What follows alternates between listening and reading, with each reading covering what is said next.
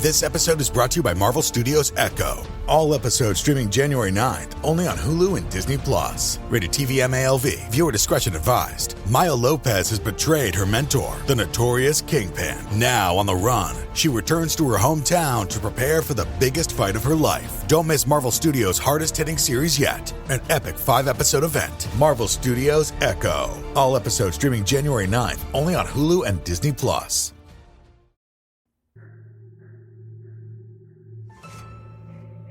Hello, and welcome to Scare You to Sleep. I'm your host, Shelby Scott. I have an announcement, and I would really like you to please not skip this, as this affects many of my listeners. I've recently been faced with a sort of challenge when it comes to trigger warnings. I'm so happy to do them. I think they're a great tool to be able to skip things that are going to bum you out and ruin your whole day. However, since this is a horror podcast, often a lot of the stories I receive have many twists and turns. Therefore, I've noticed sometimes my trigger warnings can be a bit spoilery. I'm going to experiment with something, and that is I'm going to be placing the trigger warnings in the show notes of the episode. That way, if you know you have particular triggers, you can choose to take a glance at this week's warnings, and if you'd like to be totally surprised, then you can do that as well. I want all my listeners to stay safe and happy, even if it is horror. So if you take a look at your show notes, and if you don't know what show notes are, I mention them a lot, but it's basically when you choose the episode of the week, usually you can swipe or it's right there on the front page of your podcast app, and it's little notes about what this week's episode, a lot of people put what it's about. I usually just put the name of each story and the author, and I list all of my sources that I used for the episode. So take a look at that. You'll notice that each story now has its own little section after it labeled TW, and that is where you will find the warnings. Not every story is going to have warnings. At least if there is one that you think of that I should have thrown in there, let me know. In fact, this is an even better way because now after the fact, it's way easier for me to throw in an edit in the show notes than it is for me to throw an edit into an episode. I had someone reach out to me today. Thank you so much I've never done a trigger warning for child death, I don't believe. And they said that bothered them a lot. I totally understand. So if you ever have like something that you feel really gross about and I didn't put a warning, let me know. Shoot me a message and I will add that to the show notes. Thank you all for your patience and understanding. I really hope this is something that works for everyone. Like I said, I really want you all to be safe and happy, and I hope this is a good thing that I'm experimenting with. All right, now on to the show. I happen to have 2 submissions recently that I thought went beautifully together. Both are sort of dusty and futuristic, and they both gave me a sort of Mad Max type vibe. So first up is full of the twists and turns I mentioned earlier that we so love as horror fans. This is Unreal by Ken Krekeler.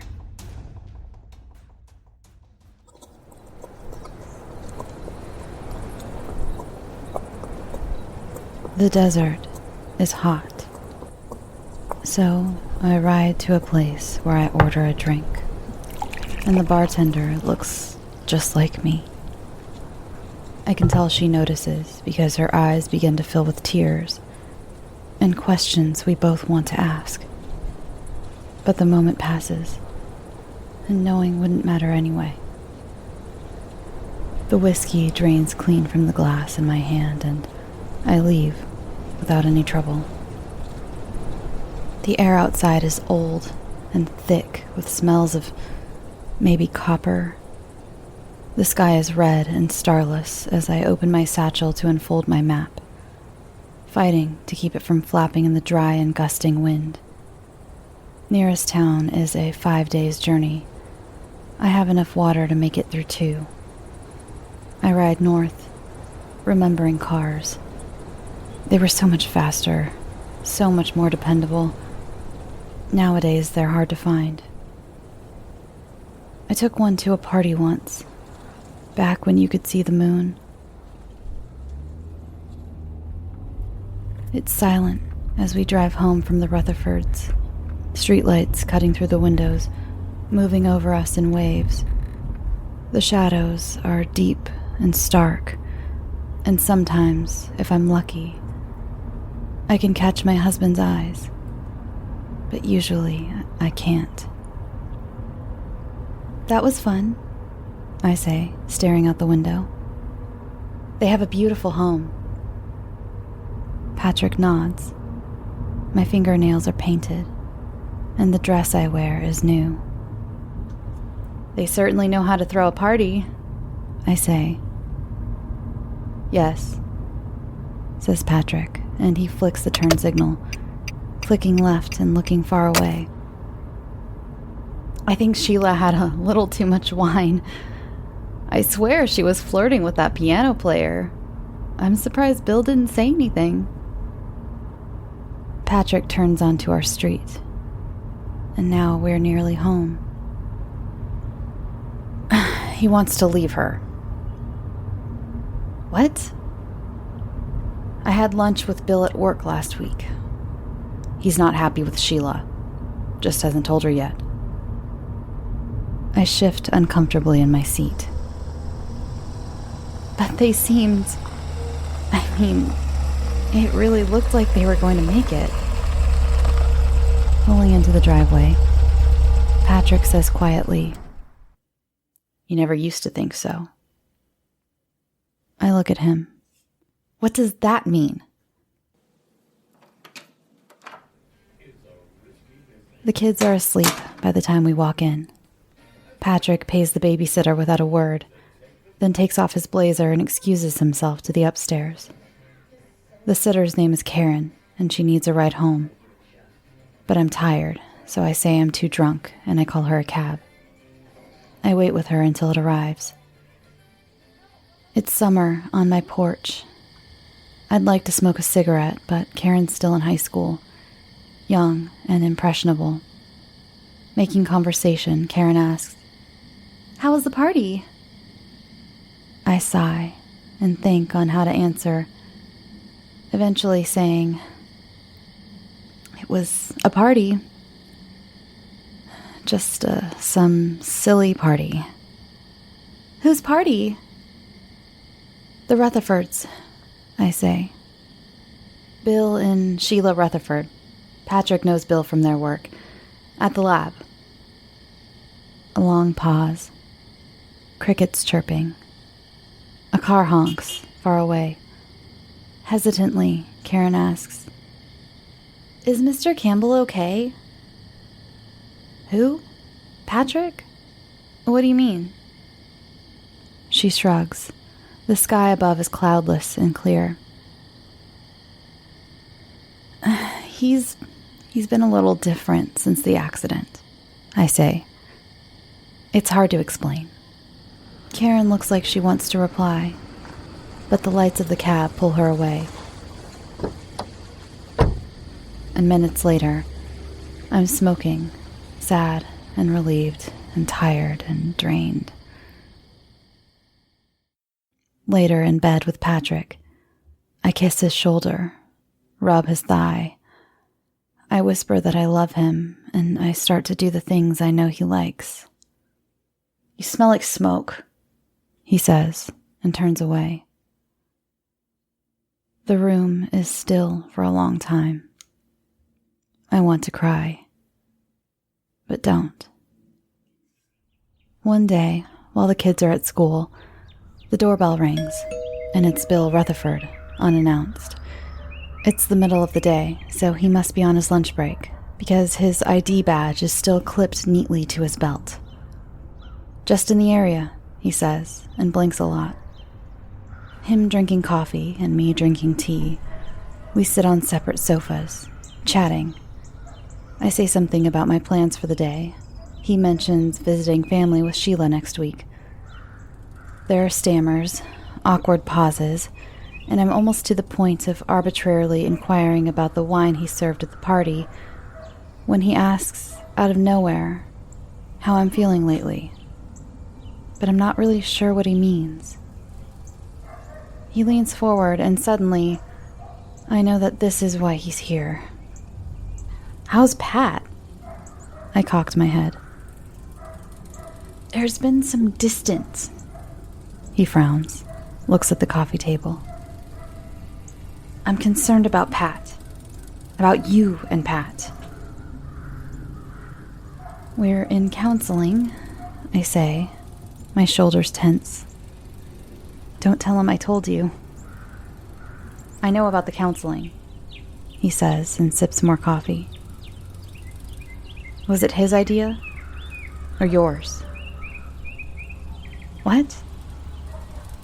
Carefully, he puts down his mug and folds his hands, looking at me all the time. Intently, he says, was counseling his idea or yours? Dr. Norton jots something in his notebook. Tell me about your day-to-day, he says. Arguments, moods. How have you been feeling? Isolated, I say immediately. I don't know why. Sitting next to me, Patrick folds his arms, stares at the floor. Dr. Norton keeps writing. Patrick, anything to add? Nobody calls me Patrick, says Patrick. No one's ever called me that. Dr. Norton clicks his pen.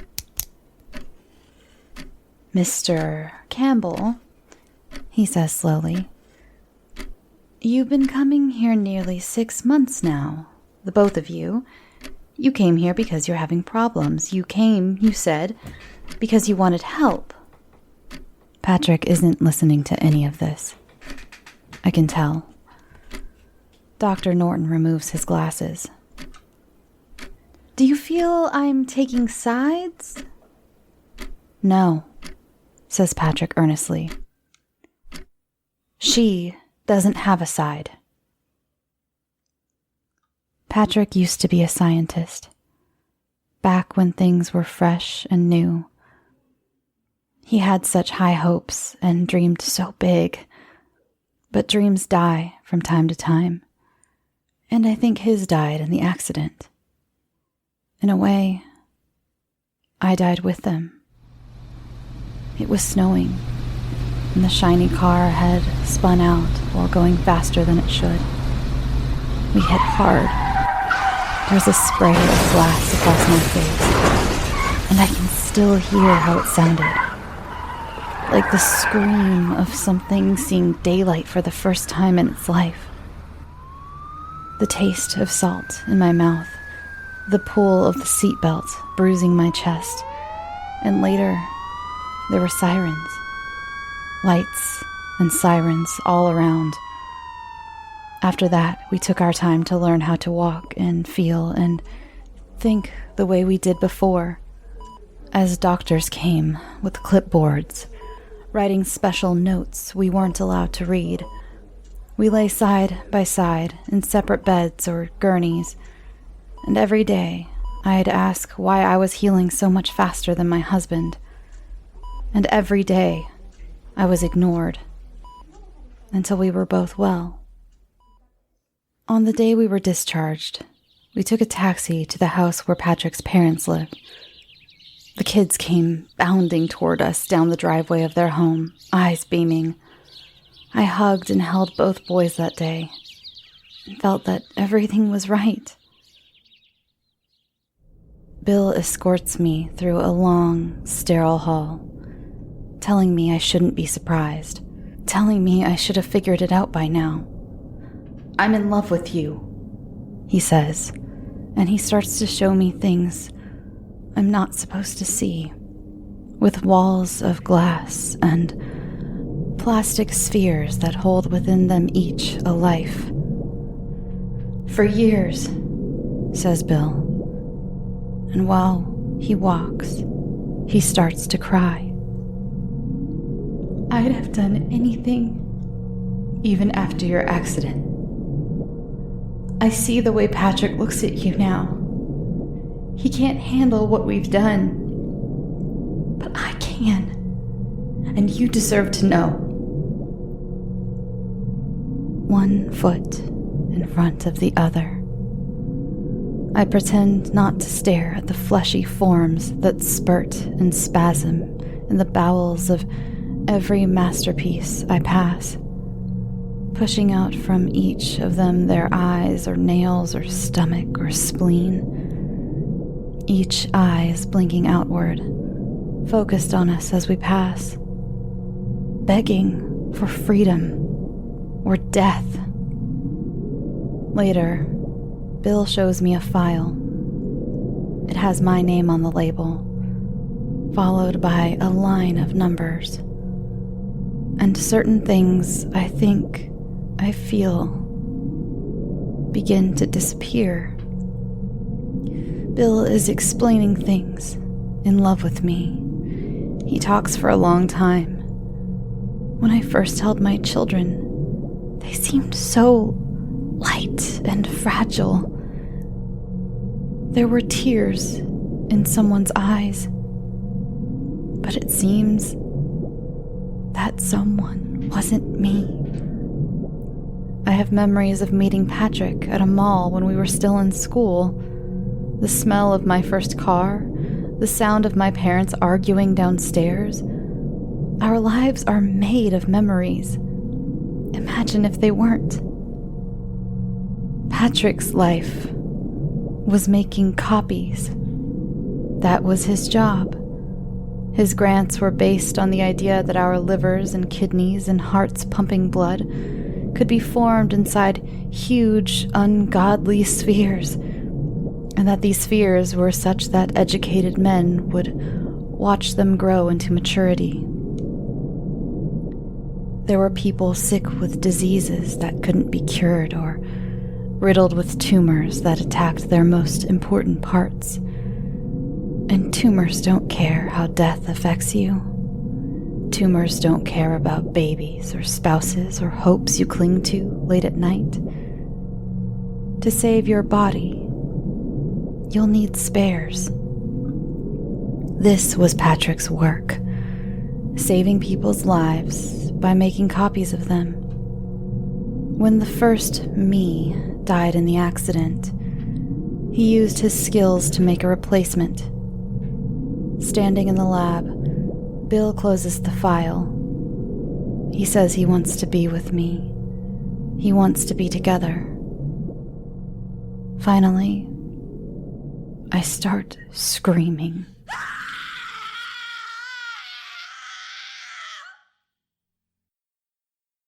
I go to a bar.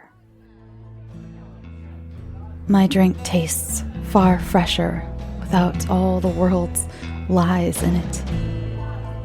A stranger sitting next to me is loosening his tie, and when he turns to ask where I'm from, the question makes me laugh. He tells me his name and smiles. I like when people smile. It's nice. In the bathroom, I let him come inside of me, because according to my file, all my insides are for show. I go home to find the children, happily playing down the hall. They drop their toys to hug my waist. I remember loving them, but when I feel their skin touch mine, I know they're now just things that are alive. Patrick sits in his green recliner, his eyes focused hard to one side of a television commercial we both know he isn't watching.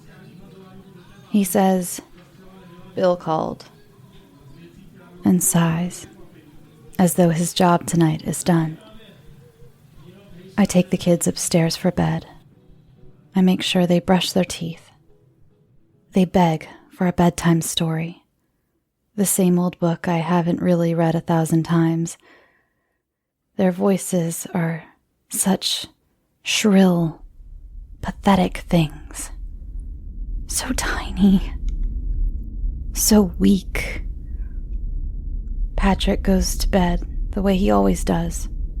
Drunk on wine and whiskey, filled with dreams he can't have anymore. And the air is still, and the stars are somewhere bright above, and the world feels so far away. Later, as Patrick starts to snore and fidget in our bed down the hall, I kill both children with a pillow as they sleep. Their gasps and squeals are muffled as they thrash about, and I am singing softly, letting them struggle, feeling what's left of them drain away. It is so easy as they die. Everything is easy when you're free. I linger there a moment more, then stand and move to our bedroom, sweeping up the keys to Patrick's car along the way. He's still sleeping in the darkness. I bend down to kiss his cheek. Then I leave. I never see him again. This was years ago, when there were cars and babies. The world had problems even then, but nothing like today. And because my cells don't age the way they're meant to, I've lived long enough to see the red fires sheathed in blackened clouds that churn above a desert, and that desert is getting bigger. It joins with others every day. Patrick and his children are buried in that desert. Almost everyone is buried there now. There aren't many of us left. But occasionally, I'll see a woman somewhere, pumping gas or buying food. She'll look like me, with different hair, maybe younger, maybe not. Her eyes will glance briefly at mine, and then quickly glance away. Sometimes I'll be riding, and I'll see little girls without parents, stumbling through sand. Their faces just like mine when I was young. Their eyes are dry and red. Their stomachs growl unheard, and their minds rumble with a terrible lack of wonder, because nothing's how it should be, and the end of things is all around.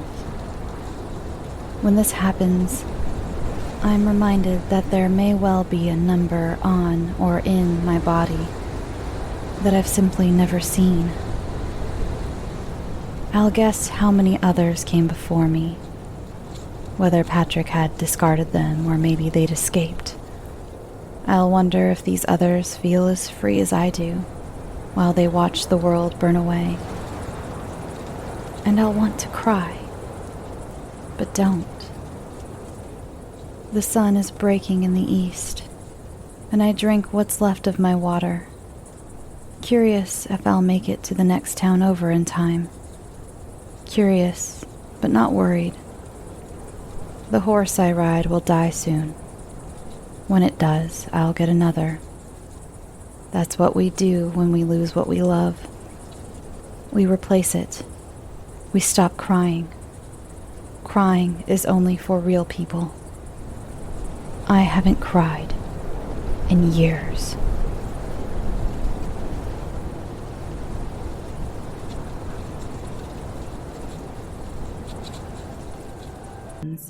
Hey there, it's the new year. You've got mood boards and resolutions, and work is back in full swing, and you don't need any extra stress in your life. And Factor's ready-to-eat meal delivery takes the stress out of meal planning and sets you up for success in the new year. Skip the grocery stores, prep work, and cooking fatigue. Instead, get chef-crafted, dietitian-approved meals delivered right to your door, with over 35 meals to choose from per week, including options like keto, calorie smart, vegan plus veggie, and more. Plus over 55 weekly add-ons. You'll have a ton of nutritious and flavorful options to kickstart your resolutions. Forget frantic lunch preps and rush dinners. Factor's 2-minute meals are your secret weapon in the new year. Fuel up fast with restaurant-quality meals, all delivered right to your door. Factor now offers loads of snack options like breakfast, smoothies, juices, snacks, and more to keep me going no matter what's on the schedule. Skip the overpriced takeout trap. Factor is cheaper and way more delicious than takeout. Get chef-crafted, restaurant-quality meals delivered right to your door. They are ready to heat and eat in just 2 minutes, which means more time for you. Need a special occasion meal? Gourmet Plus is the perfect solution if you're looking for fast, upscale options done easily. When things get hectic, Factor is flexible. Change up your order every week with plans from 4 to 18 meals per week. Or pause or reschedule your deliveries anytime. Stress less over meal times in the new year. Factor's no prep, no mess meals free up time otherwise spent on shopping, cooking, and cleanup. No more wasting time in the kitchen. Not only does Factor offer fast, simple solutions when I'm too busy to cook, they also help me stay on top of my goals. With offerings like Protein Plus and Keto, I can stay on track. This is definitely going to come in handy for my New Year's goals. Factor has everything I need for a week of flavorful, nutritious eats. In addition to ready-to-eat meals, they have cold-pressed juices, smoothies, energy bites, extra protein, veggie sides, and more to keep me energized during frantic times. Head to factormeals.com/scareyoutosleep50 and use code ScareYouToSleep50 to get 50% off. That's code ScareYouToSleep50 at factormeals.com. I also wanted to talk to you about another show that is a favorite of mine. I know I've mentioned this show before, but let me give you a more formal rundown of Stories with Sapphire. It's hosted by Sapphire Sandalo, creator of the Something Scary web series and podcast, and paranormal expert on the Travel Channel's Paranormal Caught on Camera. This show provides a multicultural perspective on the supernatural through stories, interviews, and poems, from heartwarming tales of deceased loved ones communicating from the beyond to terrifying accounts of demons following your every step. Sapphire created the show to celebrate supernatural experiences of all kinds and to offer insight on the paranormal from a Filipino perspective, something that she believes is severely lacking in the paranormal community. I agree. She shares stories and insights that might change the way you think about reality. New episodes every Wednesday on YouTube, Apple Podcasts, Spotify, and wherever you listen to your favorite shows. She also streams live drawings of her thumbnail artwork, and she's a fantastic artist, you guys. She has the scariest artwork sometimes. On Twitch, head to storieswithsapphire.com. That's Sapphire, SAPPHIRE, where you can find more information about the show and also submit your own story. I even actually submitted my own story, so look for that in an upcoming episode. Now, back to the show. Our last story of the evening is by Lidiya H, and it's called Dirt.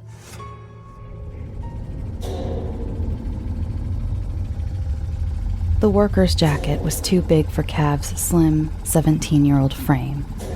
He had rolled up the sleeves to make it more form-fitting, but after an exhausting day of work, it hung off his body like a dirty rag, scuffed up by the dirt, rocks, and minerals of the dig site. It was early evening, and Cav was glad for the end of his shift. Cav clapped his hands along the seam of his pants, which also hadn't escaped the harsh conditions of digging through mounds of dirt and granite slabs. He watched the dust rise from his hands in billowing clouds and float up towards the roof of the colossal cavern, reminding him of the distance that separated them with the surface of the earth. They were hundreds, thousands of miles underneath the earth's crust, and even in the large cave, Cav felt a little claustrophobic. Maybe it was the early stages of the strain infecting him. Cav shivered with the thought of the deadly disease from the dirt that would surely spread to all the workers at the dig site. The strain had infected his entire family, poor farmers who were in contact with the dreaded dirt every day. This job would be the last nail in his coffin. Soon, he too will die in this dirt prison. Cav! The scratchy shout caught Cav's attention, and he turned to see Jensen sliding down the generator lights with his prison cap in hand. The worker jumped down, kicking up more dirt that rose up around his boots, and added another thin layer of dust to the dingy worksite. "Have you seen the old man doctor around anywhere in the last few hours?" Cav shook his head. "I haven't, but ask Wilkes." He directed his thumb towards their makeshift kitchen. Jensen tisked and shook his head, seemingly with disgust. "The fat lard we call a cook was probably too busy stuffing his maw to spot the old cripple. No point in wasting my time, yeah?" He kicked out a crate for Cav and himself and sat down with an exhausted sigh. Each hand held a knife that flashed in the artificial light as he twirled it around his fingers. Playing with knives seemed to be one of many of Jensen's odd habits. The ex-convict liked to walk around at night and jump into conversations unexpectedly. It didn't help that the man was a bit strange-looking himself. He had more metal in his ears than dancers at the markets, and spoke with a strange dialect from the Rissian prisons. Jensen seemed to be a bit young for the adventures he boasted of, maybe around his early 20s. The cap on his head was the only piece of questionable evidence that the man had indeed gone to the notorious prison a year ago, with the year 2085 stamped on the back in faded black ink. Cav glanced at the man as they sat in almost comfortable silence. They were tent mates by age, and Cav felt closer to him than anyone else in the workforce. Jensen was aloof, bitter, and shady, but intriguing. Earning his respect had been an accomplishment for Cav. Jensen seemed wary of everyone else at the dig site, and non-stop slander spewed from his mouth both behind their backs and to their faces. Cav opened his mouth to voice a question that had been bothering him since Franco's disappearance. "How long do you think Al is going to keep us here before he gives us the go-ahead?" Referring to the big, outspoken man they called Boss, Jensen looked up at Cav's question and scratched his stubble with the edge of the knife. He furrowed his brow. "I reckon the boss man will make us dig till we find Franco, or that legendary mine. Possibly both, even if it means he has to dig with his bare hands himself." Jensen shook his head and gestured towards the dig site. "With the drills down, heaven knows how long that'll take." The premonition of staying in that dreaded cavern, never to see the light of day again, silenced the two young men again. For a few minutes they sat, with Cav trying to take in what seemed to be the inevitable. The phrase, "too young to die," came to mind, but toiling endlessly at the digs had aged him beyond his years. Cav stared down at his folded hands, now rough with calluses and leather tough, like an old carpenter's.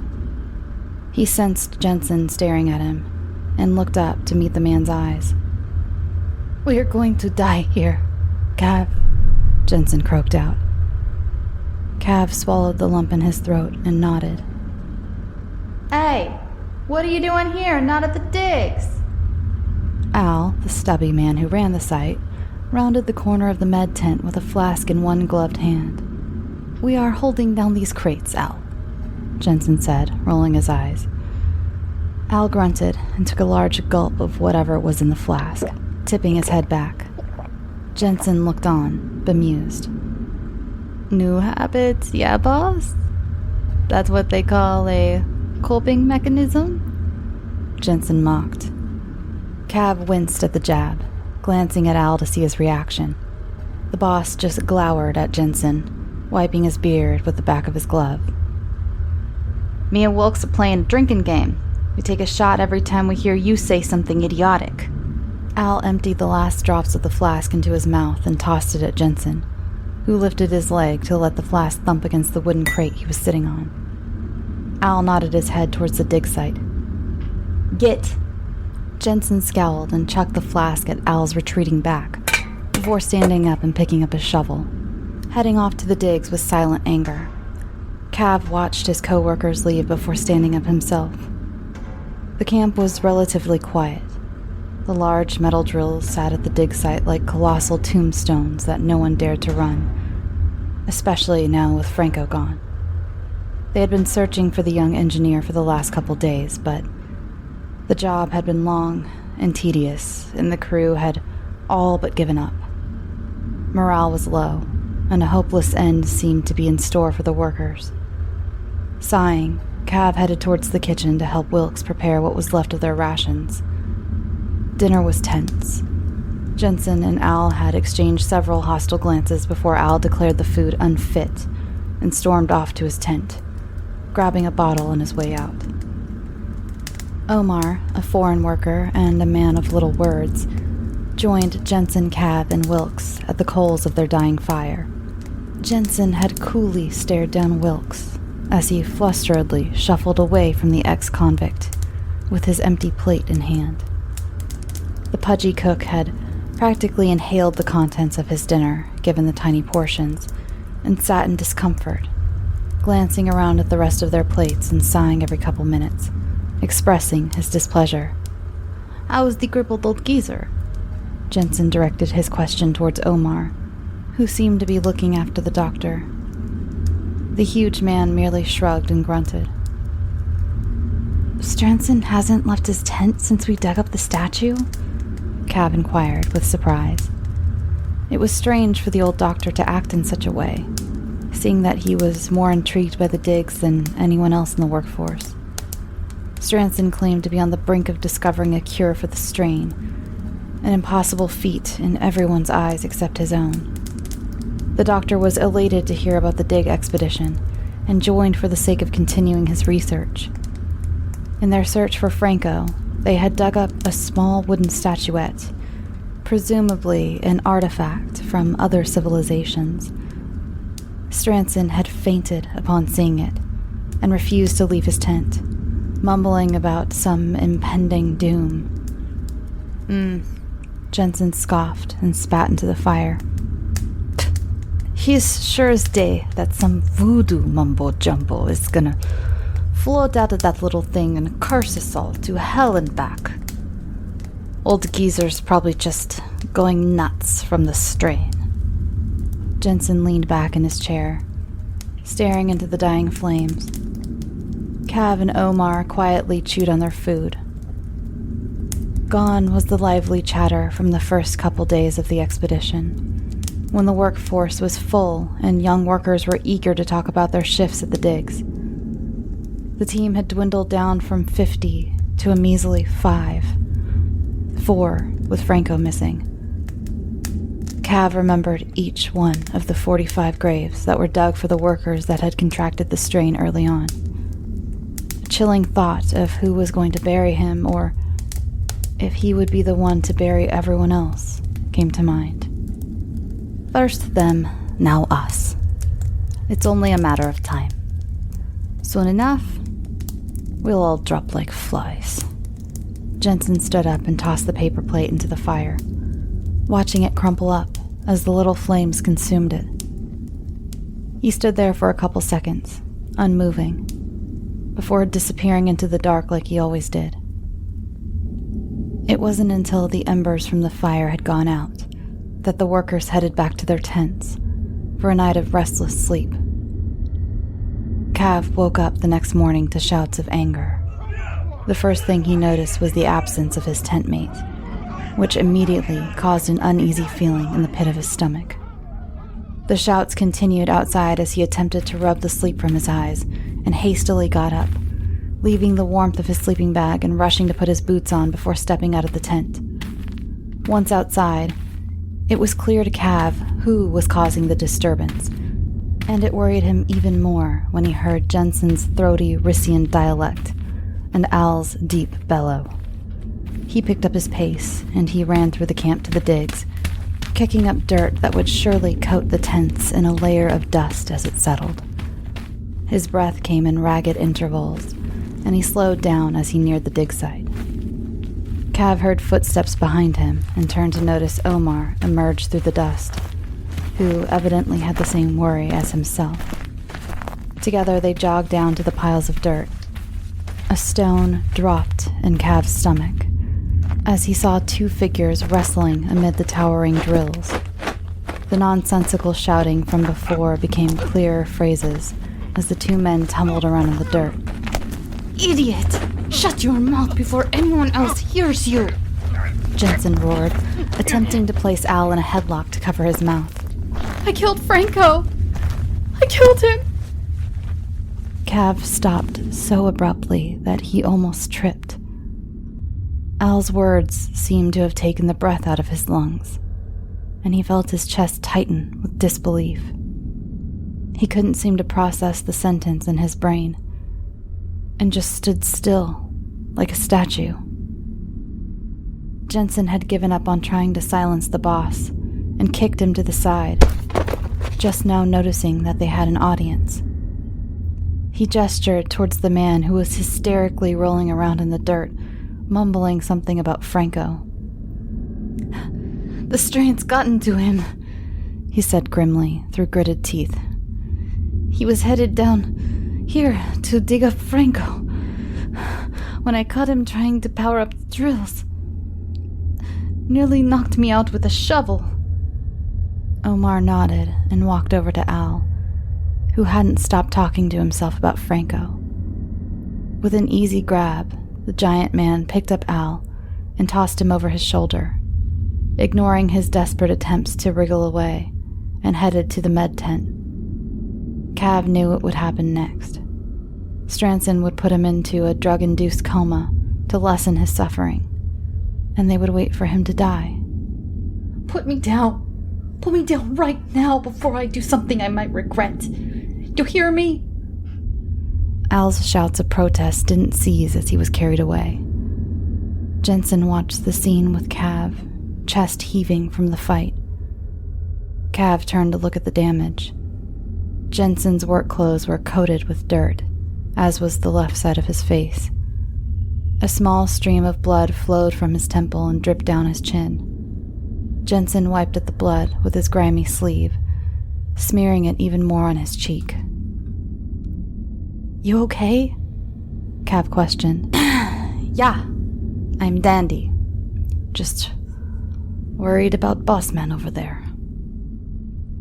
Jensen shook his head. I'll head over and see if the old doctor has anything for my head. He started to walk over to the med tent, shaking his head as if trying to clear something from his mind. Wait! Cav was bursting with questions about what he had just witnessed, and he knew Jensen might not be so keen on answering them later. He jogged to catch up with Jensen, tugging on his sleeve. What happened? How did you catch Al? Jensen merely shrugged him off and continued walking. It was clear that the man wasn't in the mood to do much talking. He seemed to be in deep thought, muttering to himself and scratching the edge of his chin as he slowly made his way to the med tent. Cav kept up with his long strides, waiting for Jensen to say something. He was about to give up and head back to the tent when suddenly, the man turned around and grabbed Cav by the shoulders, catching him by surprise. His eyes were wide and almost ecstatic. Listen to me, Cav, he said hoarsely. Go back to the tent and pack all that can fit into 2 bags. We're leaving this place tonight. With that said, Jensen turned around and entered the med tent. Cav was trembling from anxiety as he struggled with the zippered backpack. He had gone all day without talking to Jensen, but when early evening came, he found himself at their tent, packing 2 bags. His hands shook as he forced the bag closed. Part of him didn't believe Jensen, but hope of finally leaving the cavern led him to trust his coworker. Cav looked at his watch. Night shift had only started, which meant he had a few long hours before he would sneak out to find Jensen. He leaned back into his sleeping bag, staring at the ceiling of their tent. The entire day had felt like a dream to him, almost like he was walking in someone else's body. No one had worked at the digs for more than a couple hours, even though they knew Al was delirious with strain when he talked about digging up Franco. Something about potentially digging up a corpse had kept the workers away from the digs, and with Al under the strain, there was no one to yell at them to get back to work. It was almost like the group was slowly but surely starting to fall apart. Psst! Jensen poked his head through the tent flap, nearly frightening Cav. Are you ready? It's my shift now. Let's go. Cav wordlessly grabbed the 2 bags he had packed, handing Jensen one, and followed his tent mate as he stepped outside. He zipped down the front of the tent before jogging to catch up with Jensen. Where are we going? And how exactly are we supposed to get out of this place? Cav whispered to Jensen as he took long strides through the camp, almost silent except for the slight hum of the generators. The drills, of course. Jensen grinned for the first time that day as they reached the dig site. Cav looked at him with disbelief. But they don't run. Jensen shook his head, still grinning as he led them to the nearest drill, the one that Al had been caught trying to run. Cav slowly followed, realization starting to dawn on him. They run all right. They just need a little kickstart. Jensen smirked and rubbed away the grime from the side hatch of the drill. From what I've seen, this one is nearly silent when it runs. Jensen swiftly broke the lock on the door, forcing it outwards. Inside, Cav could see the metal stairway that would lead to the control center of the drill, cloaked in darkness. He shivered for a strange reason, not from the cold, but from an odd feeling that traveled up his spine in chills and caused his hair to stand on end. Didn't Al have to break the door to try to get inside? Cav questioned slowly. Jensen shook his head, pulling his arms through the straps of his backpack. Bossman had a key. He grabbed the flashlight at his side and flicked it on, shining the beam on the metal stairway of the drill. Quit stalling and let's go. Cav watched as Jensen stepped through the doorway of the drill. Something in his gut was telling him not to follow. He tried to grasp a sense of things when the truth finally clicked in his head. He softly gasped. Al didn't really go under the strain, did he? Jensen paused inside the drill at Cav's question. He was only drunk, since he drank so much that evening. But why would he talk to you about Franco? Cav trailed off in his question. Jensen still didn't move, standing with his back to Cav. You! Cav realized. He stared at Jensen, now with different eyes. You told him something about Franco, and convinced him to come here to try to dig him up, didn't you? Cav remembered how prone Jensen was to walking around at night. The truth from his words had frozen Jensen, who wasn't denying any part of it and simply stood there, breathing heavily. You wanted a way out, but you didn't know how to run the drills. Cav's voice shook with accusation. Al wanted to dig up Franco. He was drunk out of his mind, and without knowing it, showed you how to start up the drills. Cav dropped the backpack in his hand and let it fall with a thud on the dirt. When he wasn't valuable to you anymore, you attacked him to make it look like he had the strain. He only hit you with the shovel because he was trying to defend himself. Cav didn't know how these words were pouring out of his mouth, but it felt relieving to finally understand what was going on. All the suspicions, all the little things that had irked him were coming together, and he wondered why he never saw it coming.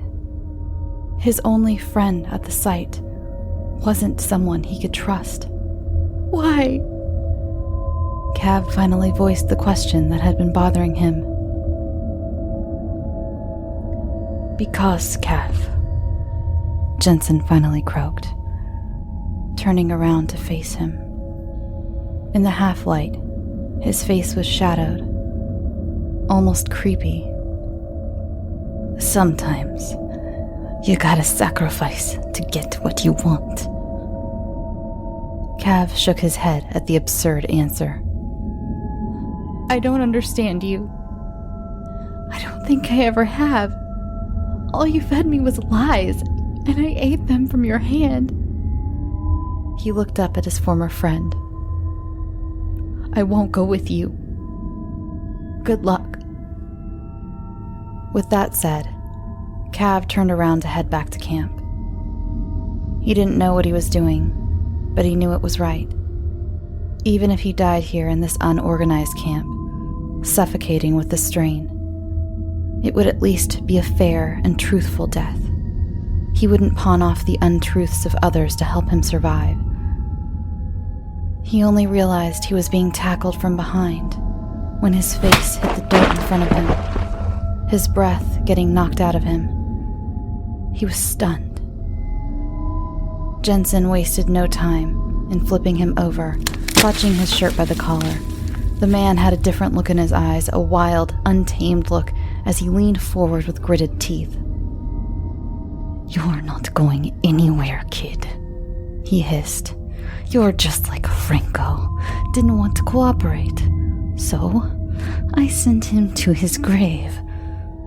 Cav gulped as Jensen grabbed one of his knives and brought it over his head. The man was smiling, almost happy with the thought of stabbing someone who refused to adhere to his commands. Goodbye, Cav. He spat and brought the knife down. There was a commotion nearby, and a gunshot, and Cav felt a strange tightness in his chest as Jensen was knocked off of him. The ex-convict fell to the ground beside him, limp hands still clutching the knife. Through blurry eyes, Cav could see rivers of blood on the ground, but was unable to tell whether it was Jensen's or his.